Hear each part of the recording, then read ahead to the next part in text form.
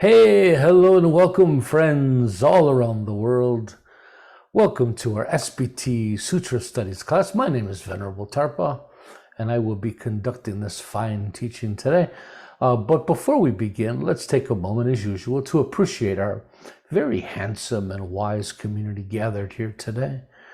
Today, I feel fortunate to sit as a member of this kind community in the safety and security of like-minded friends, sharing the present moment with others dedicated to the cultivation of goodness. Today, I'm grateful for the direction and support that this community provides, a community worthy of my time and commitment, a community where my efforts have meaning, purpose, and are appreciated. Today, I'm thankful for this community of awakening, a place to gain the knowledge and skills to improve my life, a family, a home, and a sanctuary for all of us seeking refuge from the storm. And let's remember, as conscientious practitioners, we must recognize our responsibility to the world, to strive to live skillfully while helping others to do the same, to strive to live in balance and harmony with nature and others, to strive to gain mastery over our minds and embody our true benevolent nature, to expand our hearts and minds, transcending our shared human limitations, to not intentionally harm sentient life or our planet, and to maturely accept and embrace the reality of our situation while striving to improve it.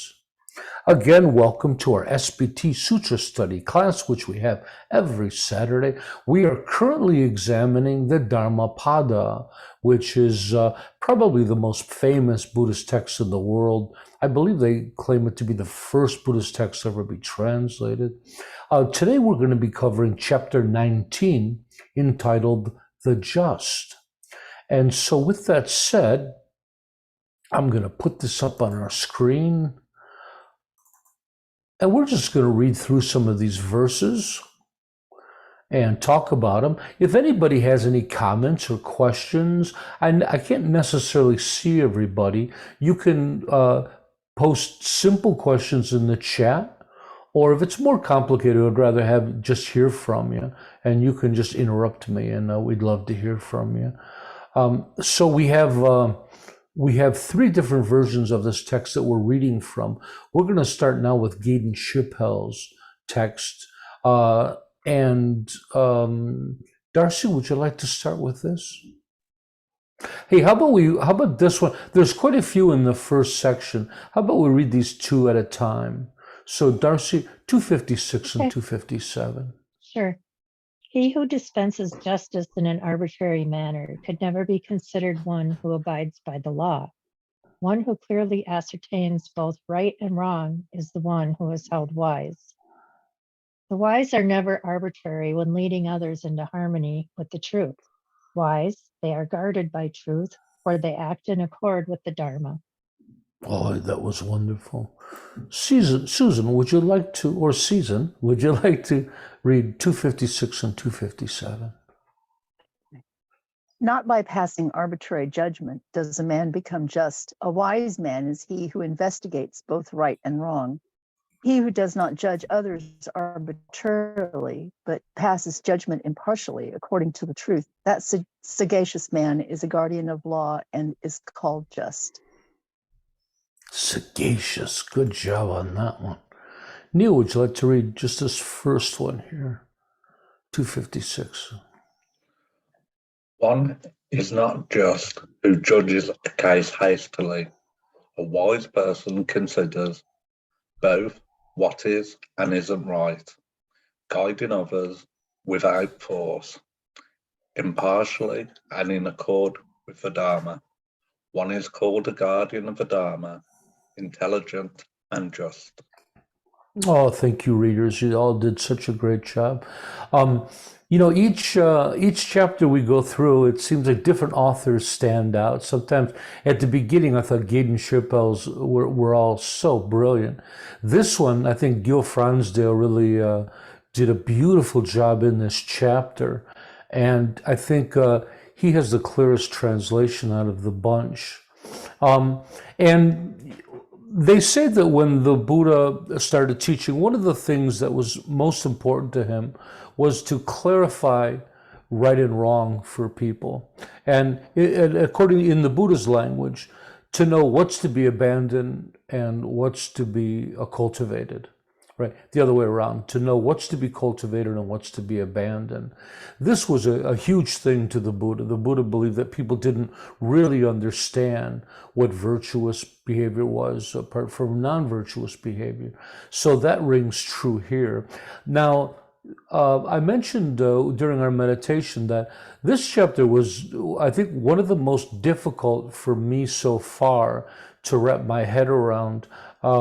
It's a bit complicated, and I'm going to do my best to work with it. There's a couple topics that are hard to explain, but one of them that I thought was interesting, they're talking about judgment in here, and they're talking about judging others, but they're not really going into the detail of who's being judged and by what circumstances. Are we looking at others from the eyes of Dharma? Is judgment here having more to do with social conditions and social justice? The right and wrong when it comes to the laws of the time and country. They kind of leave it open like that, other than this one line in Gil Fransdale where it says one is called the guardian of the Dharma, who is intelligent and just. So, generally as monastics and things, we really don't get in a position of judging others. So I'll just leave that open. I'm not quite sure what to make of the whole conversation here on judging. But clearly, in this first verse, they're talking about the importance of knowing the difference between right and wrong. I've had quite a few people coming from the Vedanta school, of the non-dual school, and that move away from, well, there really isn't such a thing as right or wrong. They're conceptual constructs. We're going to talk about that today. But nevertheless, to the Buddha, those conceptual constructs were very important. Though conventionally true, they're very important to the Buddha. The Buddha, within all of our vows, within our training, they're there to clearly exemplify what is to be cultivated, what is to be abandoned. And of course, the one line that keeps repeating throughout the Dhammapada, do only good, do no evil, purify the mind. This was so important to the Buddha, yeah? Okay, let's move on to the next ones. Darcy, would you like to read 158 and 159? Though someone may be silver-tongued, one cannot call such a person wise. The one who is patient, free from anger, and fearless, this one is called wise. Though someone may be silver-tongued, this does not mean he grasps the Dharma. Those devoted to the Dharma, never unaware of the Dharma, embody the Dharma, though they may have little learning. Thank you. Susan, 158 and 159. One is not wise because one speaks much. He who is peaceable, friendly, and fearless is called wise. A man is not versed in Dhamma because he speaks much. He who, after hearing a little Dhamma, realizes its truth directly and is not heedless of it is truly versed in the Dhamma. Thank you. And Neil, 158 and 159. One is not wise only because one speaks a lot. One who is peaceful, without hate, and fearless is said to be wise. One does not uphold the Dharma only because one speaks a lot. Having heard even a little, if one perceives the Dharma with one's own body and is never negligent of the Dharma, then one is indeed an upholder of the Dharma. Yeah, I'd really like these verses. So the idea is that no matter how articulate, attractive, or charismatic somebody might be, it doesn't mean they know what they're talking about. There's so many examples of that in on YouTube, right? There's so many people that with the right intentions, I think most of the time, they really want to spread the Dharma and help people. And some of them are just great speakers, but you can tell that they don't have a really deep connection with the Dharma. One of the most important words in this comes from Buddhaghosa when he talks about those that realize the truth directly. This is a big deal when it comes to understanding the Buddhist teachings. We can read some books and go to classes and memorize all kinds of vocabulary and become quite articulate, but that's a conceptual understanding of Buddhism. To most Buddhists, they would say that that's not real Buddhist wisdom. Real Buddhist wisdom is the direct experience of it. How do you explain that? It's that aha moment. You've studied all this stuff, and then in a real life situation, it hits you, and you go, "Oh, it means this," right? That the direct experience where you feel it in your bones. This is the true understanding of Dharma. So that's what they're talking about here. The other thing that this brought to mind for me was Alan Watts. So probably many of you are familiar with Alan Watts. Incredible speaker, right? He's his videos and audios are just captivating. And he teaches from the Zen perspective. And probably one of the great speakers and many we consider the great teachers early on. He was bringing Buddhism to the West very early on, the 70s. But the fact is, when you get to know him a little better, he would say some things that were very strange. Like, he didn't say he was a Buddhist, and he didn't say he was a teacher. He claimed he was an entertainer. And I'm not quite sure what that means. I'll leave that up to you to decide what. But that's a strange thing for someone to say. And then the other fact is that from the little I know about Alan, is that he didn't see. Well, I think he says it himself that he doesn't live the Dharma. I mean, he teaches Buddhism and everything, but that is definitely not his lifestyle. I guess he was quite a rowdy kind of guy. He liked drinking and liked women. And so this is a great example of someone who's incredibly articulate, silver-tongued. Boy, so captivating. But nevertheless, it doesn't necessarily mean that they really have experienced this or they live it. And I think I'm the perfect opposite example, where I can barely spit out all this stuff at my teachings. But I really believe that I live the teachings. I have a strong meditation practice. I've had direct experience of the teachings. I've had a very good education, 10 years at one of the top Tibetan monasteries in the world, ordained with His Holiness the Dalai Lama. So I'm in good shape there. But I always wish that I could be one of those amazing, articulate teachers. It's very hard for me. I always have to work hard to be able to spit it out and to slip some big words in here and there. Anyways, I thought that was funny. Let's move on. And Darcy, would you like to read 160 and 161? One is not an elder because the head is gray. Many are ripe in years, but called elder for nothing. The one embodying truth and Dharma, harmlessness, restraint, and commitment, who is steadfast and undefiled, this one is called an elder. Thank you. That's 61 and 62. Thank you. And Susan, 61 and 62. One in whom there is truthfulness, virtue, inoffensiveness, restraint, and self-mastery, who is free from defilements and is wise, he is truly called an elder. Not by mere chance or by beauty of form does a man become accomplished, if he is jealous, selfish, and deceitful. Thank you. I'm just marveling at the difference in translation. It's almost like they're not even reading the same text. I think I made a mistake on yours. I think we were supposed to read 160, 161. Let me help.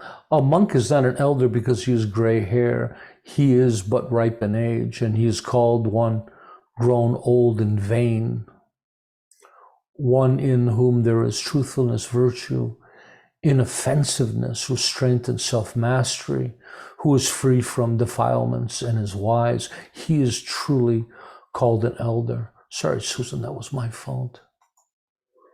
And Neil, would you like to start? It starts on the top page and comes down.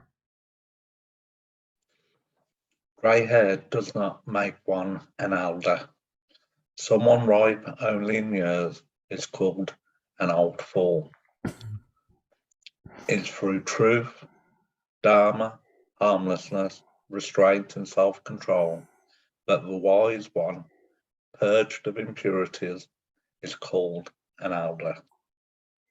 Here's another example of the wonderful compassion that we find in the Dhammapada.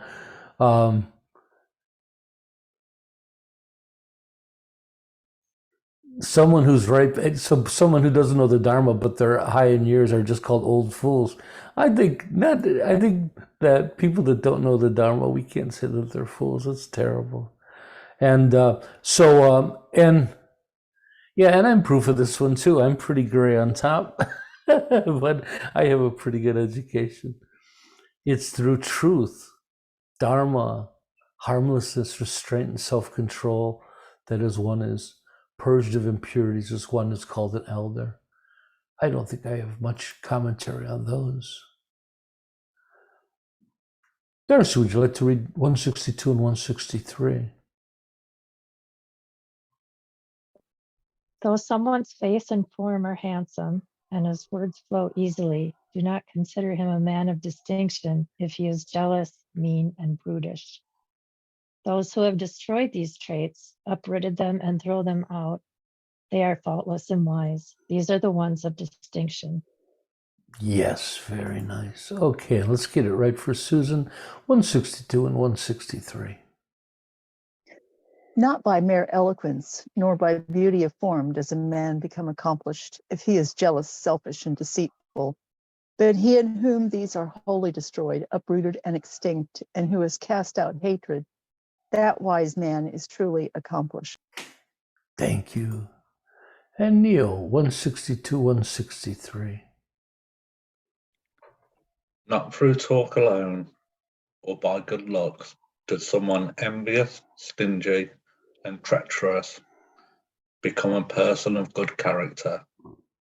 But with these cut off, uprooted, and destroyed, a person wise and purged of fault is called of good character. Thank you. And of course, I'm a great example of this. Though I'm so handsome, I have all these beautiful good looks. I also have a good education. When I read this, I flashed back to one of the monasteries that was near my monastery in South India. And I went to Sarajaya Monastery, Gelug Monastery, the Nyingma Monastery next door, about an hour walk away. One of the, what was it called? Namdro Ling. I think it's the biggest Nyingma and most impressive monastery in the world. Anyways, their education system was a little different. The Gelug system was similar to the West. You do your classes, you pass your exams, you go through and you graduate, you become a geshe. But the Nyingma school I was impressed with because they would do the same thing, but that it wouldn't end at that. In addition, you had to actually have the qualities of an awakened person or something there with it, right? And I thought that was real wisdom, that it's not just that you've memorized the material, that you've passed your exams, but there has to be a sign of those characteristics in yourself. And of course, they're listing them all throughout these various verses, right? These, uprooting enviness, stingy, treacherous, and things like that. And believe it or not, in a monastery with all those monks, there's a lot of monks with bad character. And so that rang true to me. And I think in SBT, we feel the same way. What really distinguishes a great practitioner are the awakened qualities that they possess and share. In other words, if you want to show off to others, don't show off what you know. Show off who you are. Show off your being, your peace, your calmness, your care, yeah, your humility. Or that's what people tell me. Anyway, Darcy, would you like to read 164 and 165? Not just by shaving his head does the false and intemperate man become a monk. Oh. Haha. How can one be absorbed in desire and gain and be one who cultivates virtue? A monk is called a man of peace, one who cultivates virtue, because he quiets all wrongdoing, both gross and subtle. Oh, this stuff's getting personal now. Susan, would you like to read 164 and 165? 264 and 265? Not by shaven head does a man who is indisciplined and untruthful become a monk. How can he who is full of desire and greed be a monk? He who totally subdues both evil, both small and great, is called a monk because he has overcome all evil. Beautifully said. Neil, would you like to read 164, 165 in here? Not by means of a shaven head does someone dishonest and undisciplined become a renunciant. How can someone filled with longing and greed be a renunciant? Someone who has pacified evil, small and great, in every way, is, for that reason, called a renunciant. Oh, thank you. Yeah, these are hitting close to home. So in the monastery, Tibetan monasteries, in Tibet, the monastery is the center of town, as it is in most cultures. But for anyone, if you have any ambitions of any kind, you have to become a monk. The monks there are the scholars and doctors and leaders and philosophers and teachers, and just if you're not a shopkeeper or you're not a farmer or a yak herder, you're a monk. And so because of that, as you can imagine, people become monks for many different reasons. In a monastery, there are many, many monks that just have no interest in religion of any kind or spiritual growth. A lot of them just know they need the title monk to do the other things they want to do. And so in a large monastery full of my monastery was 5,000 monks, you'd really be surprised how many people you may consider to be a real monk, right? And that becomes a thing in the monastery. Monks are aware of that, and they often will single out monks and they'll say, here, this guy's the genuine thing. This guy's a real monk, because even the monks know that. And so this is something that's this verse is very understood in the Buddhist world. And it's the same thing with getting donations. There's many monks who could be fake monks or not monks at all, but dress like it, or they're monks that just don't really care about the Dharma. They're just there to make money, and they go around and they get donations of cash and those kind of things. So this is an important verse. And how about Darcy reading 266 and 267? One is not a monk just because one asks for alms. Completely taking up the Dharma is what makes one a monk.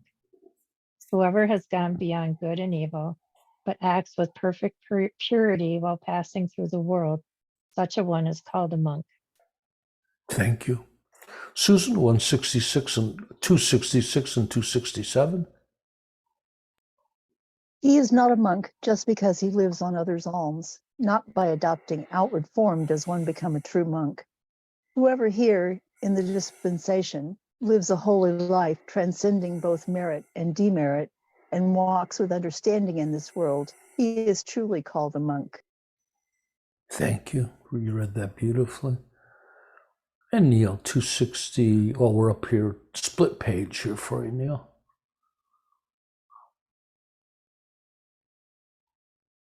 You're muted, Neil.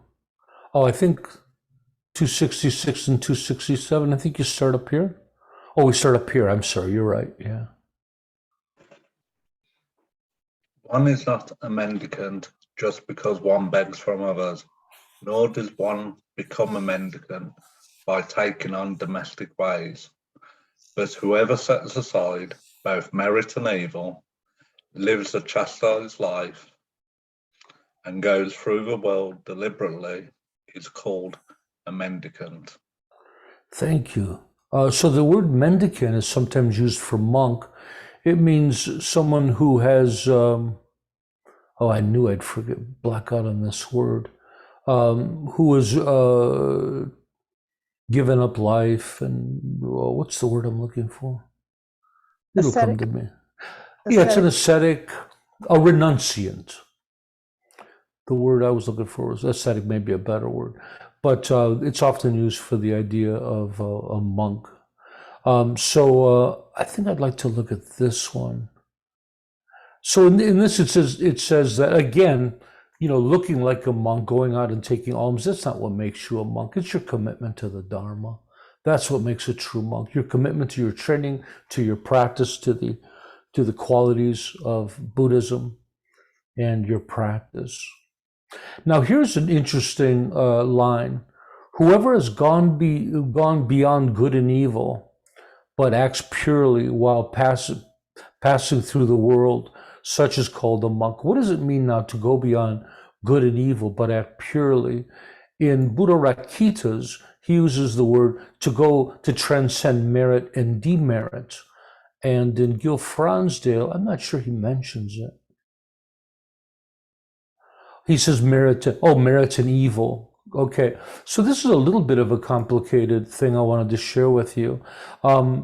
So there's two principles at work here.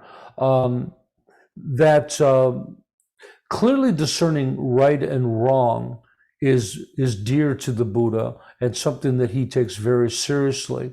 But there's another thing between discerning what's right and wrong and transcending good and evil, or merit and demerit. It's easy to just say good and bad karma. Now, although both are produced by the mind, meaning that we talked about in the meaning of life, we talked about that only minds have consciousness, and therefore only minds can discern things like good and evil, right and wrong, purpose and functionality, things like that. So right and wrong doesn't exist in the natural world. They're distinctions that human beings make. Excuse me. And because of that, they're considered conventional truths, right? They're subjective. Rights and wrongs are different depending on different cultures, different communities. And they're based on conditions and circumstances.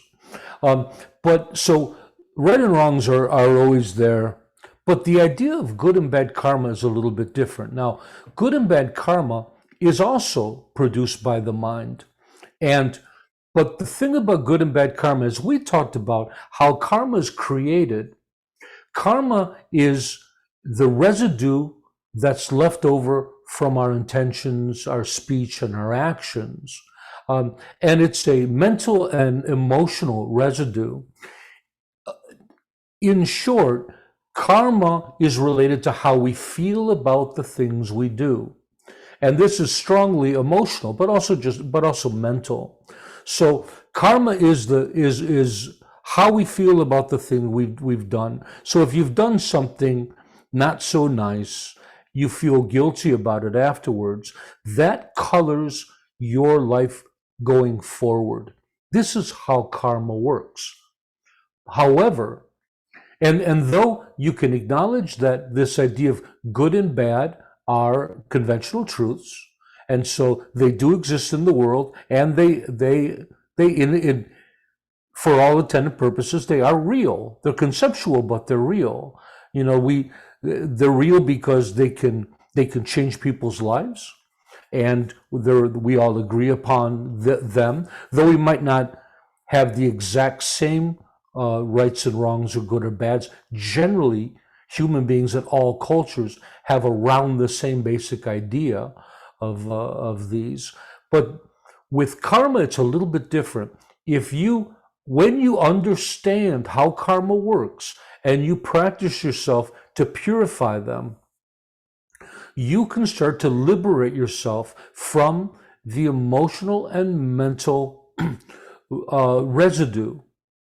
By understanding how it works, you can stop accumulating the karma.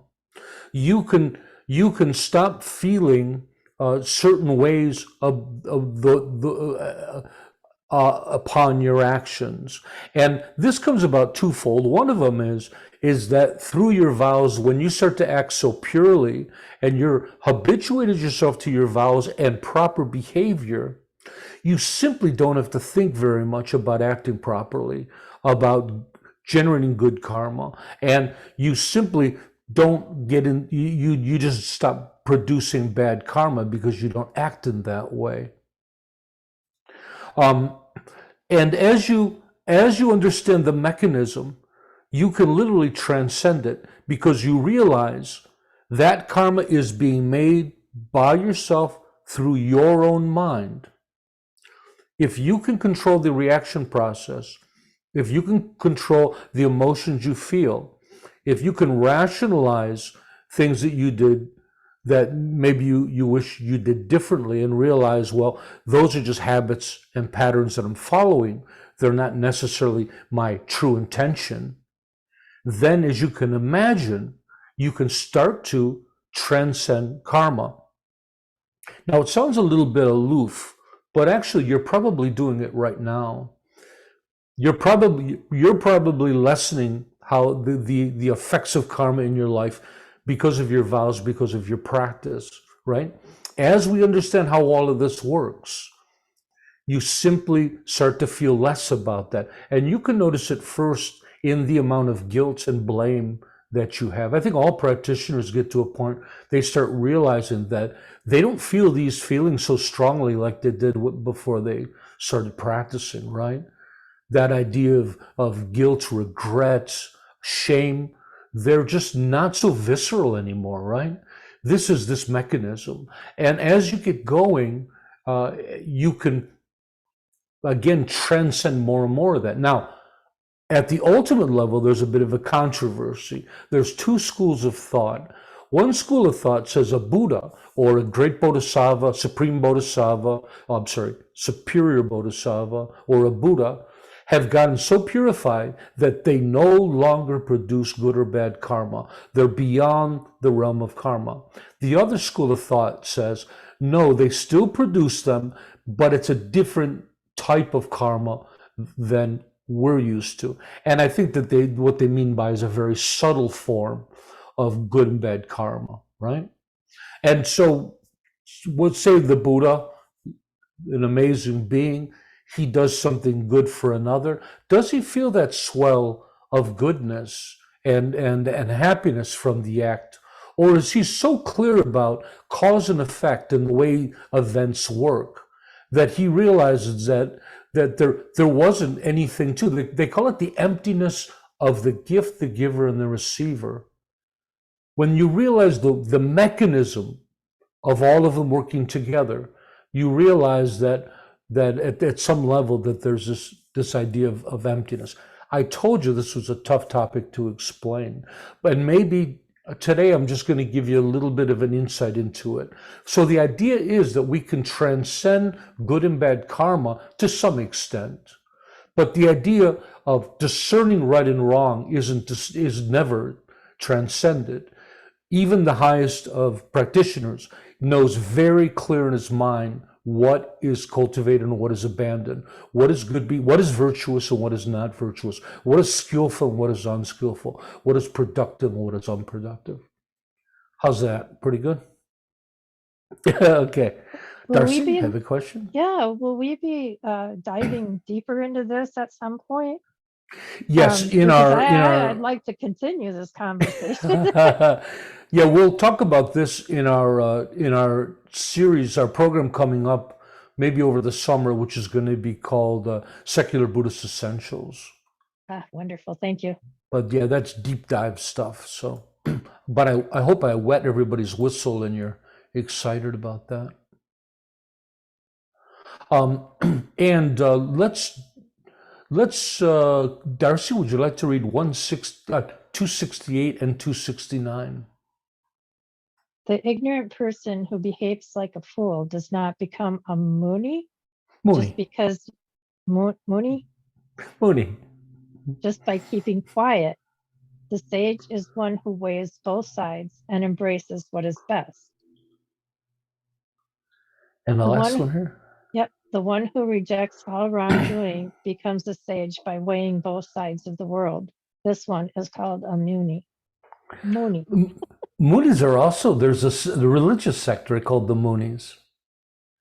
Yeah, I think they're Hindu, aren't they? The Munis. Here Isn't it means that a cult? Yeah, here it means short for Shakyamuni, the Buddha's name. You're never going to be a Muni with that kind of reading skills. Oh, I'm sorry. I'm just teasing. 168, 169. Susan, would you like to read this? 168, 169. 268 and 269. I don't know why I keep doing that. Not by observing silence does one become a sage, if he be foolish and ignorant. But that man who is wise, who is holding a balance, as if holding a balance scale, accepts only the good.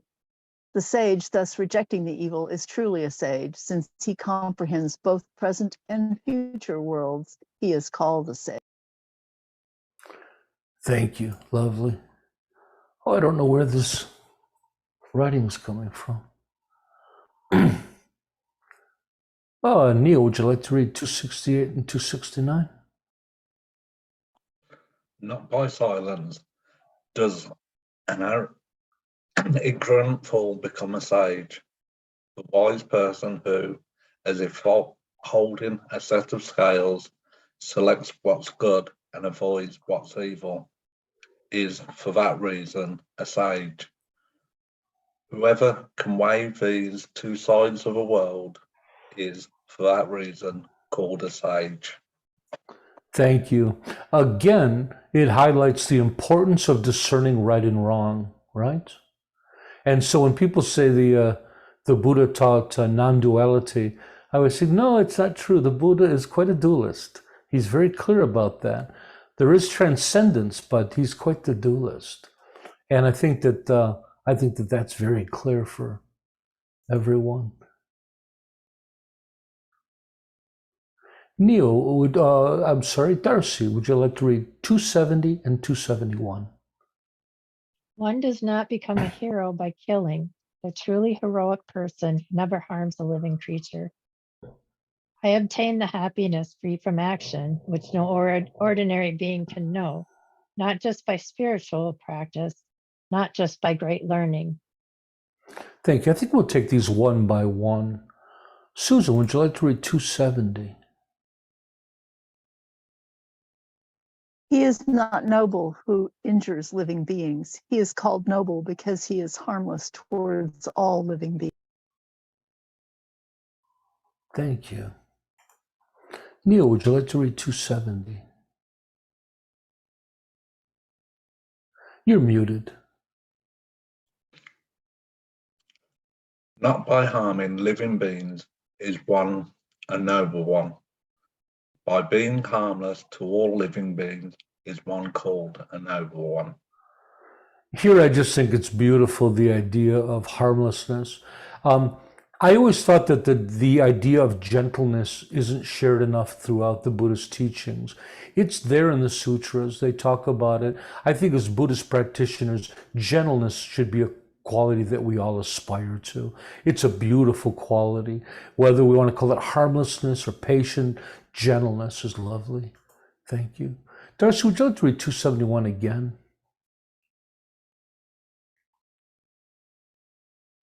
You're muted. It's not I me. obtain, it's me. I obtain the happiness free from action, which no ordinary being can know, not just by spiritual practice, not just by great learning. Thank you. Susan, 271.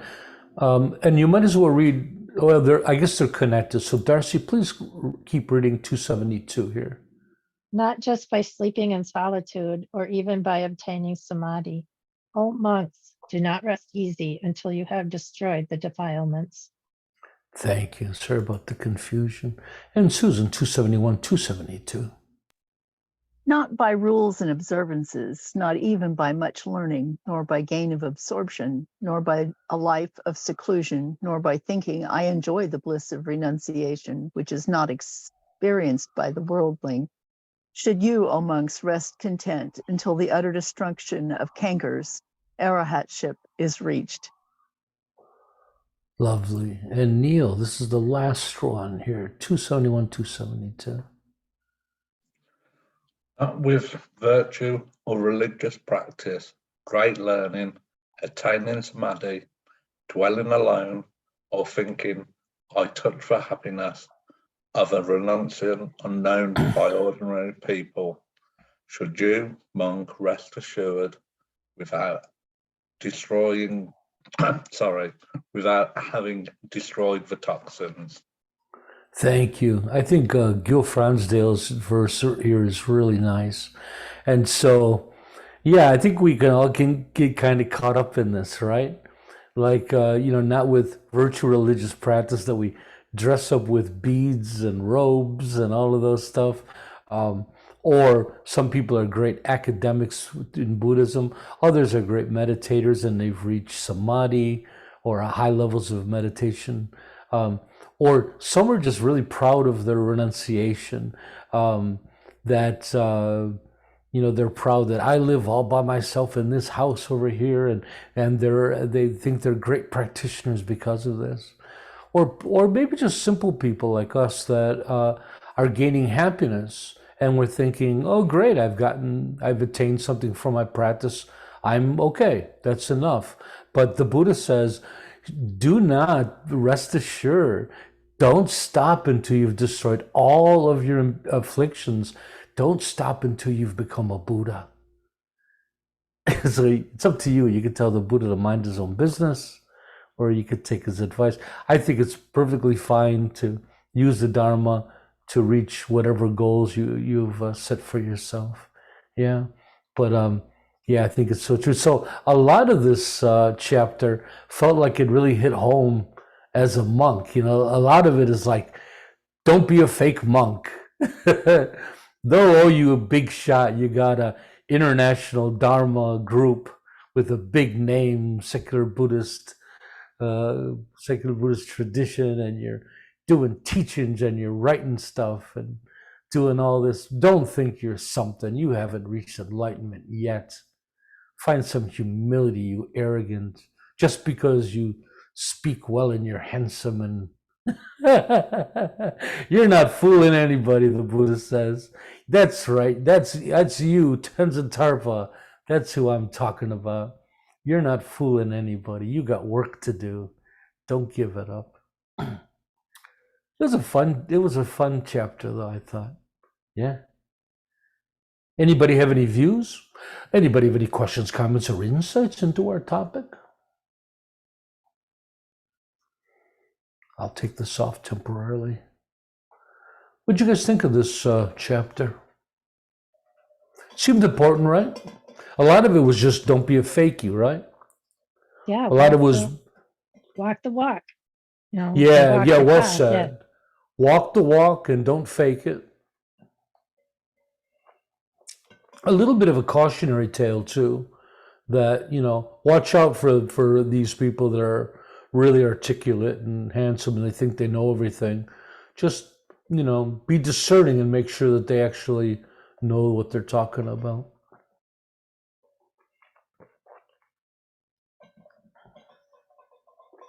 And when they talk about monks in all these cases, I think it's easy just to say great practitioners or practitioners. I think the same thing is true for all of you. Nowadays we have so many lay teachers on YouTube and stuff. It's not just monks, it's everybody. But I think with a monk, it's a big deal because you're dressed up in a big red outfit with a shaved head, and and so the Buddha's urging us to be authentic. And I truly hope that I fit in that category. That's always my aim, my ambition, to be an authentic monk. It reassured me a lot when you were talking about, you can be the person that can remember and memorize everything and be able to say it, which that's a problem for me, to memorize things and to remember and to have it come out my mouth sounding like something articulate is really not my forte. I'm not good at it, obviously, but to just be able to be genuine with the way I feel or act towards people is good, because I can't fake it. I can't fake the other stuff. And I feel the exact same way. Myself, I'm a new teacher. SBT is a new organization, and I think it's easy to start to compare oneself with the other people. And there's so many great Buddhist teachers who just have amazing minds. They can remember every detail and quote every scripture. And I'm with you. That isn't one of my graces. I think I was a mediocre student. I think I'm a mediocre student, mediocre meditator, but I think I'm a good monk. I'm definitely not mediocre. And so, now that you say it, it was a lot of things in there that were reassuring, weren't there?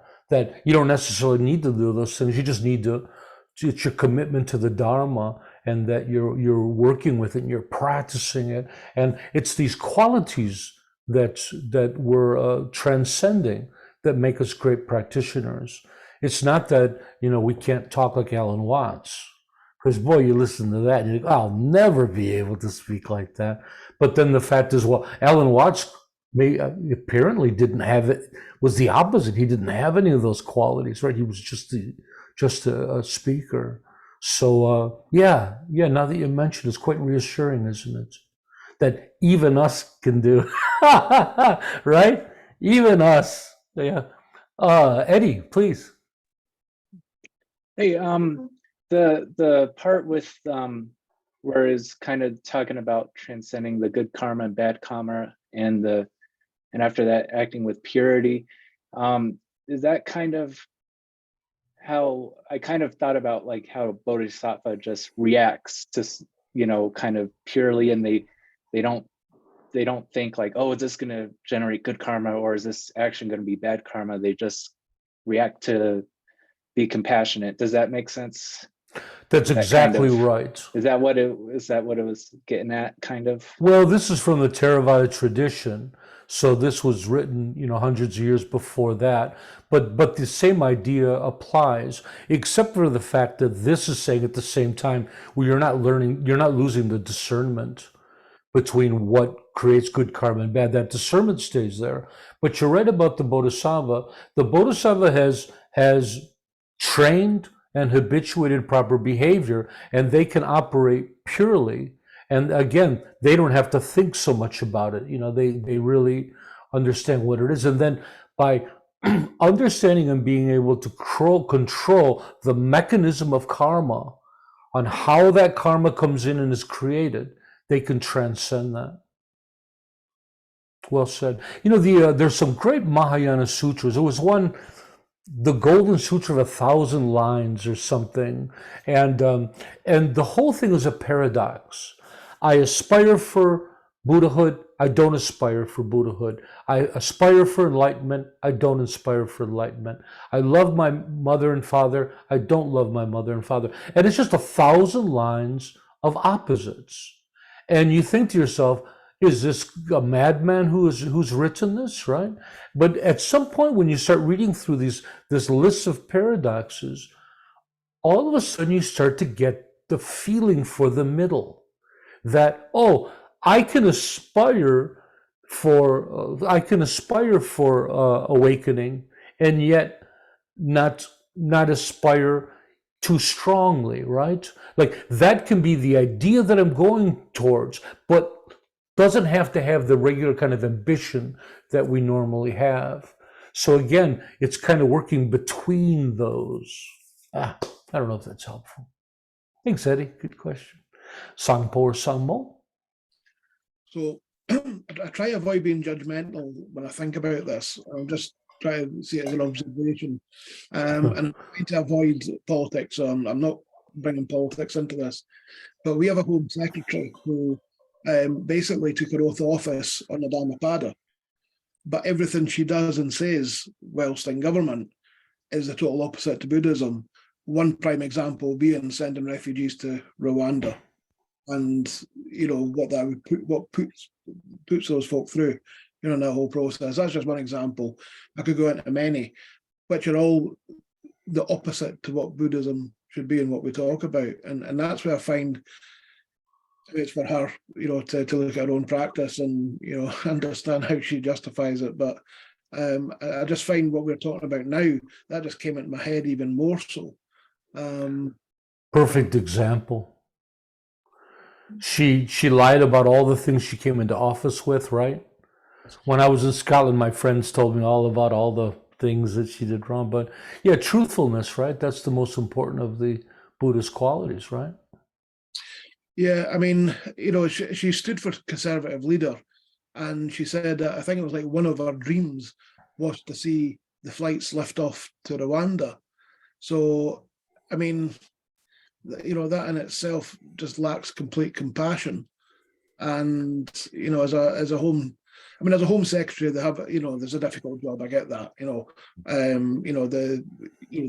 power and the responsibility of that power and the decisions will always have dilemmas, like any the same for your Homeland Secretary or your prime ministers. They all have those difficulties. And we know that there's regimes that are Buddhist. Yep. The Buddhist religion is behind them, that we would question their attitude towards, the Muslims or towards, so we know there's dilemma. But I don't know, it's just that it's a contradiction that is actually at home. It's only because I'm on reading that I picked up on this. It's just one that, for me stands out when we're talking about this, sometimes the contradictions. That's right. She's a perfect example of just that. And you're also right about in the world, there's a lot of Buddhists that don't behave so well.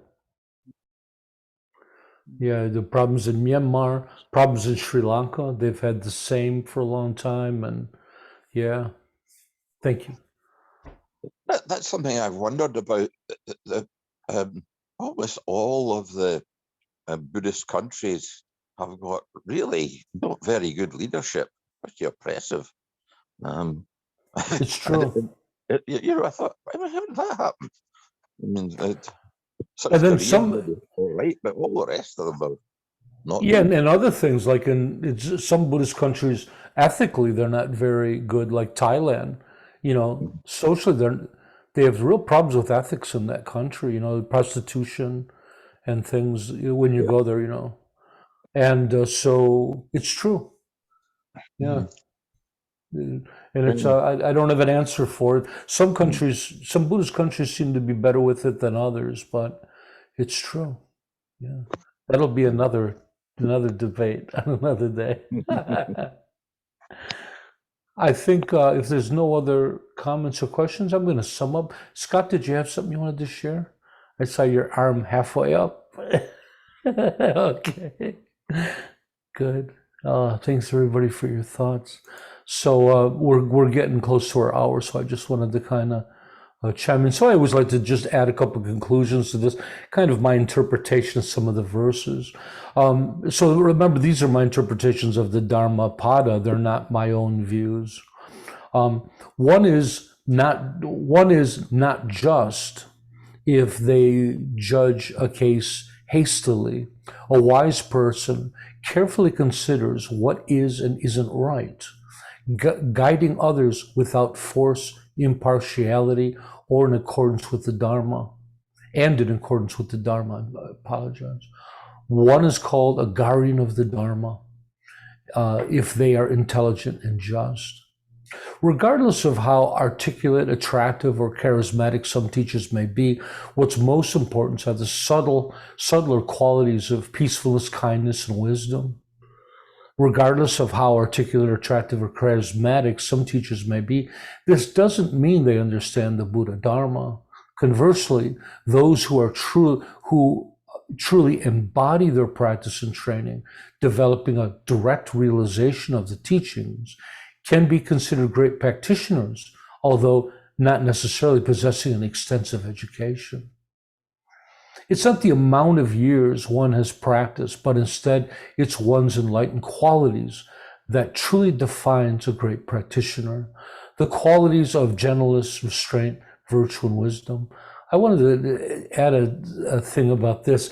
I have some friends in some traditions and countries who will remain nameless, and that's all they talk about. I'm studying from this monk. He's been a monk for 50 years. It's like a numbers game. A monk is great by the number of years. And my friend, every time he mentions a monk, he has to tell you how many years they've been a monastic. But it was funny, when I was a musician, we always knew that somebody was a bad musician if they told you how many years they've been playing, because the number of years are irrelevant. You know, they'd say, oh, I've been a drummer for 25 years. But it's, well, how much did you practice in 25 years? And how much natural talent is there? How much training have you had? So when musicians talked about how long they've been playing, you always knew they weren't very good. And I remember, I think it was Ozzy Osbourne's guitarist, Randy Rhoads. He blew the world away because he had just been playing guitar for a very short time before he joined Ozzy. Like he was one of those people who dug in, who worked really hard. And especially for Westerners that come into Buddhism, a lot of us, like myself, found Buddhism late in life, but our passion, I think, makes up for the years. So I've seen so many Western monks who have only been monks for 10 or 20 years, but their understanding of the Dharma was extraordinary. Where in a lot of traditional countries, they're brought in as children, and because it's kind of the status quo, they're not very passionate about it. And some of them, though they might have been monks for 50 years, might know very little about the Dharma, or have been good practitioners. Just wanted to share that. It's those who have purified their minds of afflictions and ignorance that we call accomplished. We don't become Buddhist practitioners by simply adorning ourselves with beads and robes. We become authentic practitioners through purifying our minds. It's our commitment to the Buddhadharma that distinguishes us as authentic practitioners. Great practitioners can transcend the distinction of good karma and bad karma and act with naturally perfect behavior, although still discerning what is skillful and what is unskillful, what is right and what is wrong. And lastly, while attaining some success on the path or gaining notoriety, privilege, or position, we should not stop until we have transcended all of our afflictions and reached full awakening. I'd like everybody to remember that the Sutra teachings are meant as practice instructions. So in order to get the greatest benefit, we need to engage fully with them, utilizing the three great objectives of study, contemplation, and meditation. Your work this week is to discover how these teachings apply to your daily life, transforming them from words on a page into a living Dharma. Next week, we'll be moving on to chapter 20 of the Dhammapada, the path. So with that said, let's end today's meditation, or end today's class with our altruistic affirmation. May all be healthy, may all be prosperous, may all be well, may all be present, free of past regret and future worry. May all abide in constant appreciation, which is a source of great joy and contentment. May all realize their true nature and the true nature of reality, which is awakening.